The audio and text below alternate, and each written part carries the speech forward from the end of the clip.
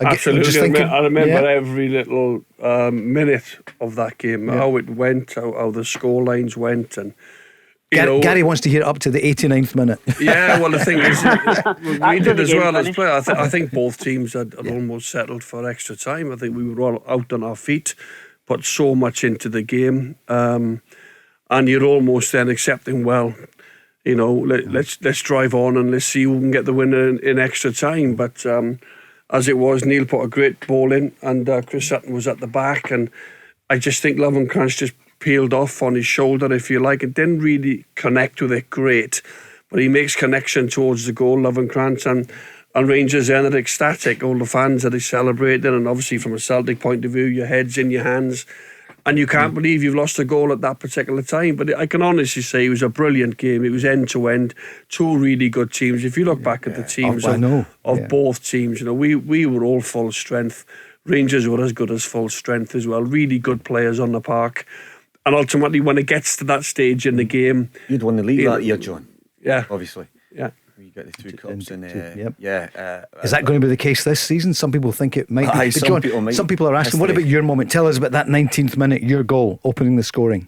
It came from a corner. I think it came from a corner, and then I got above. I think it might have been Ronald LeBeau, which was a mismatch, really. Ronald couldn't deal with me on the back post, so it comes in, and I head it in on the back post.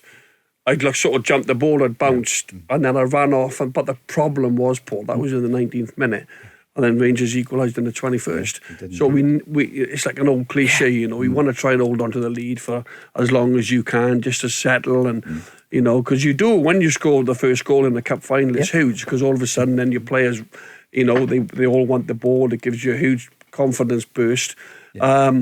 But as I said, we allowed Rangers back in it within 2 minutes. What was Martin O'Neill saying? You can't really hear, can you? I suppose 50,000 going nuts at Hampden, but he wouldn't be happy.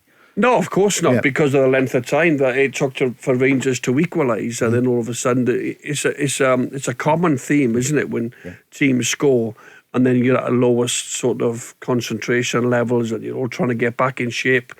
But when Rangers hit back, all of a sudden the first goal doesn't mean as much then, because it's back level again. Yep, it went level, as you just mentioned there. 2 minutes later, Peter Lovencrantz, and then Bobo Baldi scored in 50 minutes, and you remember that moment, or just after it, his celebration. Anybody remembers Big Bobo taking his top off, just to cement the thought that he's absolutely massive, this guy. And then Fergie took his off, but he had a nice wee Nike vest under it, I think, at the time. Not quite the same impact, but in terms of for the game, it Barry hit a nice free kick, Neil, didn't he? What a free kick it was. Reversed it in by Big Rab, went to the corner. And I know John's saying settling for extra time. Actually, I think it was one of those games where you were empty at the end of that game. I mean, that goes right to the last touch of the ball. Luckily enough, Peter does get good connection on it and goes into the far post. You were empty, but you still celebrated for how many days? 4. We had a few after that. You'd won a double. Yes, yeah. And I think I remember after the cup final doing an interview, and we said we just have to use this as a catalyst for the following season. Try and bounce back. Lost the championship.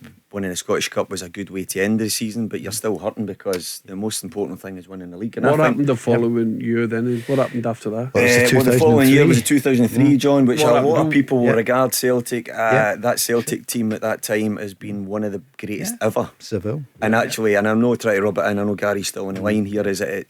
And the team won nothing that year, and that's not us blowing our own trumpet. It feels great, by the way, don't get me wrong, but what a Celtic side. And if we weren't at our absolute best then, winning the league by 1 goal shows you how close those teams were, John. I mean, I spoke about John, and he was a proper centre forward, proper guy that got hit, didn't moan about it, handed out just as good as he gave, or he got. But we had centre backs at that point in time that were equally as physical, taking hits, not really moaning about it, and it was like toe to toe. When we stood in the tunnel and looked across at each other in those games, you knew it was going to be both physical, it was going to be both fast, and it was going to be games full of quality. And that's the way that season went. I'm just glad that we came out on top.